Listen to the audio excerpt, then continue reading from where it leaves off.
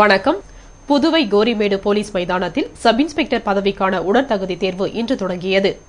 புதுவை காவல்துறையில் 41 சப் இன்ஸ்பெக்டர்கள் புதிதாக தேர்வு செய்யப்பட உள்ளனர். இதற்கான விண்ணப்பங்கள் விநியோகிக்கப்பட்டன.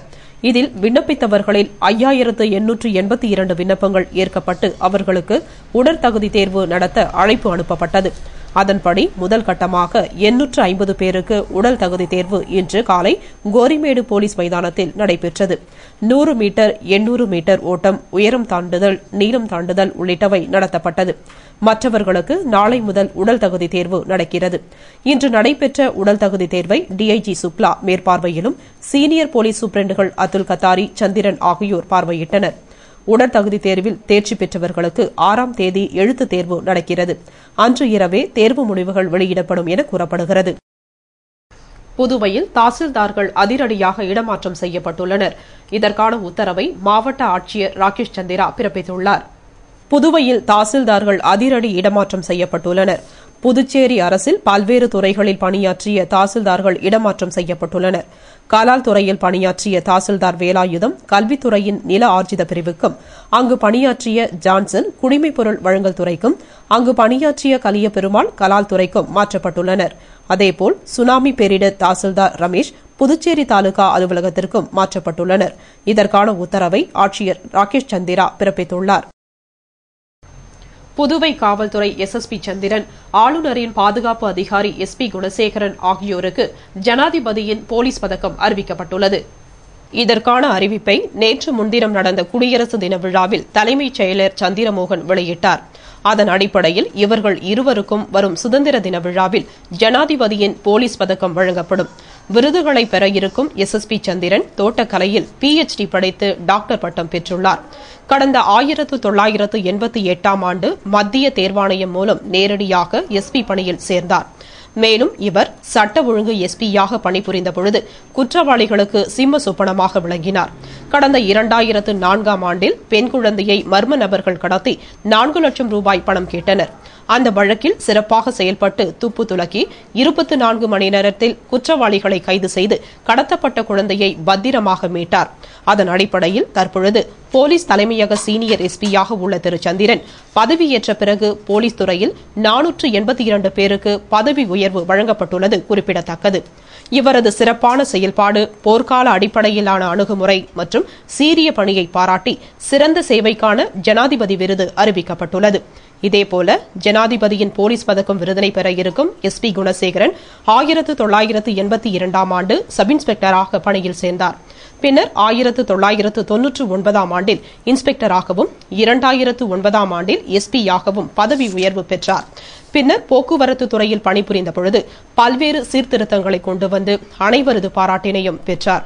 மேலும் புதுவை பள்ளி குழந்தைகளுக்கு போக்குவரத்து விதிமுறைகள் குறித்து விழிப்புணர்வு ஏற்படுத்தும் பணியிலும் வெகு சிறப்பாக செயல்பட்டு பள்ளி குழந்தைகள் போக்குவரத்து விதிமுறைகளை கடைபிடிக்க செய்தார். இப்படி இவரது 28 ஆண்டுகால சேவையை பாராட்டி தற்பொழுது சிறந்த சேவைக்கான ஜனாதிபதி போலீஸ் பதக்கம் அறிவிக்கப்பட்டுள்ளது. இந்நிலையில் வரும் சுதந்திர தின விழாவில் ஜனாதிபதி போலீஸ் பதக்கம் பெற இருக்கும் எஸ்எஸ்பி சந்திரன், எஸ்பி குணசேகரன் ஆகியோருக்கு புதுவை நகரமன்ற துணைத் தலைவர் திரு ஜான்குமார் தனது வாழ்த்துக்களை கூறியுள்ளார். அதில் காவலர் பணியில் தன்னைத்தானே வருத்திக் கொண்டு சிறப்பாக செயல்பட்டு அனைவரது பாராட்டுகளையும் பெற்று விளங்கும் நீங்கள் மேலும் பல விருதுகளை வாங்கிடவும், உங்கள் பணி மேலும் சிறக்கவும் வாழ்த்துக்களை தெரிவித்துக் கொள்வதாகவும், இதேபோல புதுவை காவல்துறையில் சிறந்து விளங்கும் காவல்துறை அதிகாரிகளை தேர்வு செய்து அவர்களுக்கும் சிறந்த பல விருதுகளை வழங்கி அவர்களை ஊக்குவிக்க வேண்டும் என்றும் திரு ஜான்குமார் கூறியுள்ளார். பாண்டிச்சேரி ரோல்பால் சங்கத்தின் தேர்தல் செஞ்சி சாலை சால்ட் அண்ட் பேப்பர் ஹோட்டலில் நடைபெற்றது. அதில் புதிய நிர்வாகிகள் தேர்ந்தெடுக்கப்பட்டனர். பாண்டிச்சேரி ரோல்பால் சங்கத்தின் தேர்தல் செஞ்சி சாலை சால்ட் அண்ட் பேப்பர் ஹோட்டலில் பெத்தி செமினார் மேல்நிலைப் பள்ளியின் முதல்வர் ஜான்போஸ்கோ தலைமையிலும் பாண்டிச்சேரி ஒலிம்பிக் சங்கம் அப்சர்வர் வேல்முருகன் முன்னிலையிலும் நடைபெற்றது. நடைபெற்ற தேர்தலின்படி சங்கத்தின் சேர்மனாக முன்னாள் மாவட்ட ஆட்சியர் வாசுதேவராஜ், துணை சேர்மனாக புதுவை நகரமன்ற துணைத் தலைவர் ஜான்குமார், தலைவராக வேழராஜ், பொதுச் செயலாளராக சிவகாமி, சீனியர் துணைத் தலைவர்களாக செல்வம், துணைத் தலைவராக மாறன், வெங்கடபதி, இளங்கோவன், வாசன், தேவசேனாபதி ஆகியோரும், துணை செயலாளராக பரமேஸ்வரன், பொருளாளராக ஜீவன்ராஜ், சட்ட ஆலோசகராக கண்ணப்பன் மற்றும் உறுப்பினர்களாக பிரான்சிஸ், சுப்பிரமணியன், சேதுராமன் ஆகியோர் தேர்ந்தெடுக்கப்பட்டனர். தேர்ந்தெடுக்கப்பட்ட புதிய நிர்வாகிகளுக்கு புதுவை நகரமன்ற துணைத் தலைவர் ஜான்குமார் பொன்னாடை போர்த்தி பாராட்டினார். இதனைத் தொடர்ந்து நடைபெற்ற கூட்டத்தில் புதுச்சேரியில் புதிய ரோல்பால் விளையாட்டு மைதானம் அமைத்திட வேண்டும், அகில இந்திய அளவில் பள்ளிகளுக்கு இடையில் நடைபெறும் போட்டியில் புதுச்சேரி அணியும் கலந்து கொள்ள உடனடி நடவடிக்கை எடுக்கப்பட வேண்டும், அரசு நடத்தும் மாநில அளவிலான பள்ளிகளுக்கான போட்டியில் ரோல்பால் விளையாட்டை சேர்க்க வேண்டும், மாநில அளவிலான ரோல்பால் சாம்பியன்ஷிப் போட்டியை நடத்திட வேண்டும், ஏப்ரல் மற்றும் மே மாதம் கோடைக்கால முகாம்களை நடத்திட வேண்டும் என்பது போன்ற தீர்மானங்கள் நிறைவேற்றப்பட்டன. விளம்பர இடைவேளைக்கு பிறகு செய்திகள் தொடரும்.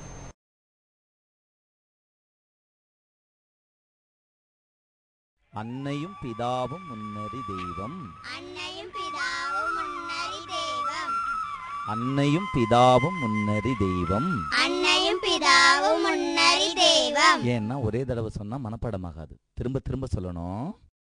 அன்னையும் பிதாவும் முன்னறி தெய்வம், அன்னையும் பிதாவும் முன்னறி தெய்வம். அப்பா, அன்னையும் பிதாவும் முன்னறி தெய்வம்னா என்னதுப்பா? அன்னைன்னா அம்மா, அம்மா இருக்காளா, பிதான்னா அப்பா, நான் இருக்கேன். நாங்க 2 பேரும் தான் உங்களுக்கு கடவுள். பெத்தவங்களை கடைசி வரைக்கும் காப்பாற்ற வேண்டியது பிள்ளைங்களுடைய கடமை. அதத்தான் அன்னையும் பிதாவும் முன்னறி தெய்வம்னு இதுல சொல்லிருக்காங்க. புரியுதா? இப்ப சொல்லுங்க. அன்னையும் பிதாவும் முன்னறி தெய்வம், அன்னையும் பிதாவும் அன்னையும் பிதாவும். யாரா அவன் காலங்காத்தால வந்து கத்தின்னு இருக்கிறான்? நீங்க படிச்சுன்னு இருக்க இப்படி வந்து இங்க கத்தலாம் தெரியலையே. என்னயா என்ன? ஏன் வீட்டு வாசல் வந்து கத்தின்னு இருக்க? நீ என்ன விஷயம்? யோ, உம்மா நாய 4 நாளா கோயிலாண்டே படுத்து கிடக்குறாங்க. சாப்பிட்டாங்களா இல்லையா தெரியல, காய்ச்சல் வேற அடிக்குது. முதல்ல ஹாஸ்பிட்டல் கூட்டு போயா, ஏதாவது ஒண்ணு கிடக்க ஒண்ணு ஆயிட போகுது. யோ, எங்க அம்மாவுக்கும் என் பொண்டாட்டிக்கும் 4 நாளைக்கு முன்னாடி சண்டையா, அதனால அவங்களை நான் வீட்டை விட்டு வெளியே தட்டிட்டேன். இனிமே எனக்கும் அவங்களுக்கும் எந்த சம்மந்தமும் கிடையாது. இன்னொரு தடவை அவங்க கதை எடுத்து நீங்க வந்த உனக்கு மரியாதை கெட்டுரும். பையா வந்துடுறானுங்க நியாயம் பேச. பெத்தவங்க தானே அவங்க, உன்னை வளர்க்க எவ்வளவு கஷ்டப்பட்டு இருப்பாங்க. இதெல்லாம் உனக்கு எங்க தெரிய போகுது? இருக்கும்போது விட்டுருங்க, இல்லாதப்ப நடக்கிறாங்க. அம்மாடி, சரி நம்ம பாடத்தை பார்ப்போம். அன்னையும் பிதாவும் முன்னறி தெய்வம். சொல்லுங்க. பெத்தவங்களை கடைசி வரைக்கும் காப்பாற்ற வேண்டியது பிள்ளைங்களுடைய கடமை. எங்க சொல்லுங்கப்பா, சொல்லுங்க. சொல்வன யார்க்கும் எளியவாம், அரிது சொல்லிய வண்ணம் செயல்.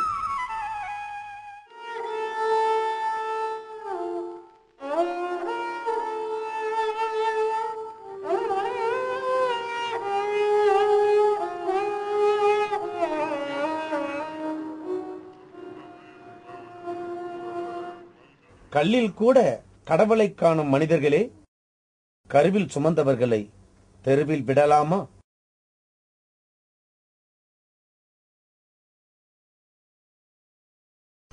செய்திகள் தொடர்கின்றன. வருகிற மே மாதம் முதல் அரசு விடுதி மாணவர்களுக்கு ஹோட்டல் மூலம் உணவு வழங்கப்படும் என்று அமைச்சர் கந்தசாமி அறிவித்துள்ளார். இது தொடர்பாக அவர் கூறுகையில், அமைச்சர்கள் ஒரு திட்டத்தை அறிவிக்கத்தான் முடியும், அதை செயல்படுத்த வேண்டிய கடமை அதிகாரிகளுக்குத்தான் உண்டு. புதுச்சேரி அரசு விடுதியில் படிக்கும் மாணவர்களுக்கு தரமான உணவுகளை வழங்க வேண்டும் என்று கோரிக்கை விடுத்துள்ளனர். எனவே வருகிற மே மாதம் முதல் அரசு விடுதி மாணவர்களுக்கு ஹோட்டல்கள் மூலம் தரமான உணவு வழங்க நடவடிக்கை எடுக்கப்படும் என்று கூறியுள்ளார். மேலும் அவர் கூறுகையில், மாணவர்களின் நலன் கருதியே இந்த முடிவு செய்யப்பட்டுள்ளது. இதனால் எந்த தடை வந்தாலும் அதனை சமாளிக்கும் திறன் எனக்கு உண்டு. புதுவை அரசு பல்வேறு திட்டங்களை கொண்டு வந்து வெகு சிறப்பாக நிறைவேற்றி வருகிறது. அதன் அடிப்படையில் மாணவர்கள் கேட்டுக் கொண்டதற்கு இணங்கவே ஹோட்டல் மூலம் உணவு வழங்க நடவடிக்கை எடுக்கப்பட்டுள்ளது என்று அவர் கூறினார். முன்னாள் முதல்வர் ரங்கசாமியின் ராஜினாமா குறித்து முன்னாள் சபாநாயகர் DR ராமச்சந்திரன் தனது கருத்துக்களை வெளியிட்டுள்ளார். முன்னாள் முதல்வர் ரங்கசாமியின் ராஜினாமா குறித்து முன்னாள் சபாநாயகர் DR ராமச்சந்திரனிடம் செய்தியாளர்கள் கேட்டபொழுது அவர் கூறுகையில், தற்பொழுது சிலர் தங்கள் பதவியை ராஜினாமா செய்வது என்பது மக்களுக்கு அவர்கள் அளித்துள்ள வாக்குறுதியை மதிக்காமல், மக்களிடம் ஒப்புதல் பெறாமல் தன்னிச்சையாக எடுத்த ஒரு முடிவாகும். மேலும் புதிய கட்சி ஆரம்பிக்க கூடாது என்று சட்ட ரீதியாக விதிகள் இல்லை. ஆனால் கட்சி தொடங்குபவர்கள் நன்கு சிந்தித்து முடிவு எடுக்க வேண்டும். எந்த ஒரு நிபந்தனையாக இருந்தாலும் அதை கட்சியில் இருந்து கொண்டுதான் கேட்க வேண்டும் என்று கூறிய அவர், காங்கிரஸ் கட்சியானது 125 ஆண்டுகள் பழமை வாய்ந்தது, பல சோதனைகளை தாண்டி சாதனைகள் பல புரிந்துள்ளது. எனவே ரங்கசாமி கட்சியில் இருந்து விலகியது காங்கிரஸை பொறுத்தவரை சாதாரண விஷயம்தான் என்றும், ராஜினாமாவை ஏற்றுக்கொள்ள கால அவகாசம் எதுவும் கிடையாது, அது சபாநாயகர் எடுக்கும் முடிவுதான் என்று கூறினார். புதுவை தட்டாஞ்சாவடி ஒழுங்குமுறை விற்பனை கூடத்தில் சாக்கு அளிக்கப்படாத காரணத்தால் விவசாயிகள் நெல் விற்பனை 2 நாளாக பாதிக்கப்பட்டது என்று ஆர்ப்பாட்டம் செய்தனர். புதுவை தட்டாஞ்சாவடி ஒழுங்குமுறை விற்பனை கூடத்தில் நெல் விற்பனை செய்வதற்காக வந்த விவசாயிகள் கடந்த 2 நாட்களாக சாக்கு இல்லை என வியாபாரிகள் கூறியதால் கொண்டு வந்த நெல்லை விற்பனை செய்ய முடியாமல் வைத்துக் கொண்டு தவித்து வந்தனர். இதனிடையே இன்று வியாபாரிகள் சாக்கினை விற்பனை செய்ய வந்த விவசாயிகளுக்கு அளிக்காமல் அவர்களின் பயன்பாட்டிற்கு வைத்துள்ளதை கண்டித்து விற்பனை கூட கேட்டினை இழுத்து மூடி ஆர்ப்பாட்டம் செய்தனர். புதுவை வாதானூர் அன்னை சாரதா தேவி அரசு உயர்நிலைப் பள்ளியில் குடியரசு தின விழாவினை முன்னிட்டு விளையாட்டுப் போட்டிகள் நடைபெற்றது. வாதானூர் அன்னை சாரதா தேவி அரசு உயர்நிலைப் பள்ளியில் குடியரசு தினத்தை முன்னிட்டு விளையாட்டுப் போட்டிகள் நடைபெற்றது. விழா மாணவர்களின் அணிவகுப்புகளுடன் துவக்கப்பட்டது. விழாவில் பள்ளியின் தலைமை ஆசிரியர் ஆனந்த பாஸ்கர் தலைமை தாங்கிட சிறப்பு விருந்தினராக பெற்றோர் ஆசிரியர் கழக தலைவர் குணசேகர் கலந்து கொண்டு சிறப்பித்தார். முன்னதாக ஆசிரியர் ஹரிகிருஷ்ணன் வரவேற்று பேசினார். இதனை அடுத்து தலைமை ஆசிரியர் கொடியசைத்து தடகள போட்டிகளை துவக்கி வைத்தார். நிறைவாக பள்ளி ஆசிரியர் கோபு நன்றி கூறினார். போட்டிக்கான ஏற்பாடுகளை உடற்பயிற்சி ஆசிரியர் கோபுவும் விழாவிற்கான ஏற்பாடுகளை ஆசிரியர்களும் செய்திருந்தனர். இத்துடன் செய்திகள் நிறைவடைந்தன. வணக்கம்.